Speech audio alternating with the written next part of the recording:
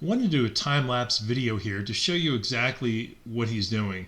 We'll have some video of him actually moving. He's not moving this fast, obviously, but it's much a more slow process than you realize. They go back and forth very slow, back over the same spot multiple times. Then Jeff's going to change the wheel, use different compound, and do it again, and do it again.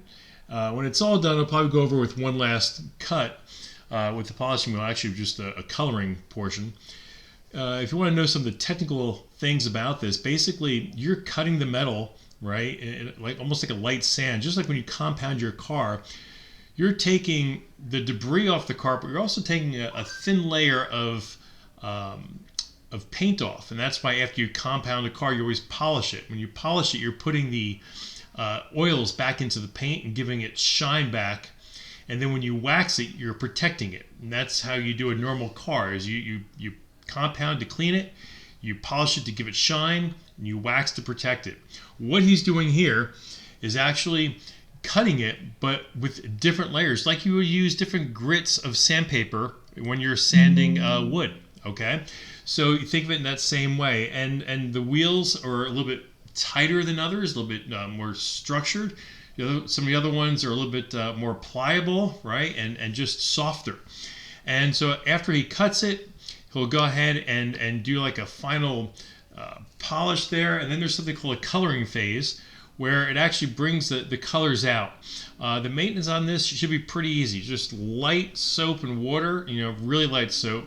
And it's supposed to be real easy to maintain. It's going to stay looking real good. He's done a bunch of trucks that are on the road hundreds of thousands of miles, and they've lasted a long time. So I have faith this is going to run for a very long time. I wanted to do this instead of a wrap. I just like the metal look of the truck. It's a very masculine type of look. My wife does too. She really advocated for this look. She really thought it was a good aesthetic. And I went around, asked around a couple different people, and found a local polisher. I'm sure you've got one in your area. I'm in the Myrtle Beach area, and Jeff actually travels all throughout the South. So if you're anywhere in the South and you want a mirror polish, Jeff from Oliver's Metal Polishing is the one to use. He's now, I was his guinea pig, right? I was the first one he's done. So here's just an example of what he does in just one phase of a door panel.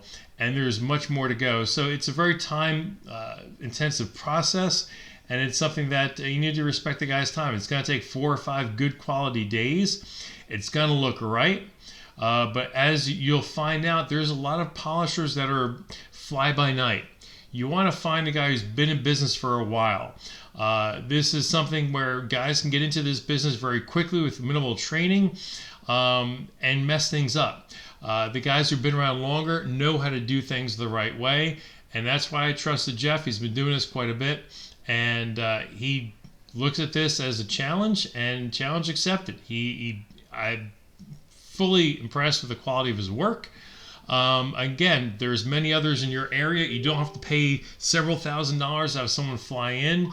You can easily find someone local. Just make sure you vet them properly. So take a look at this. If you have any questions, always like, comment below. Always subscribe to my channel. Tell others about it too.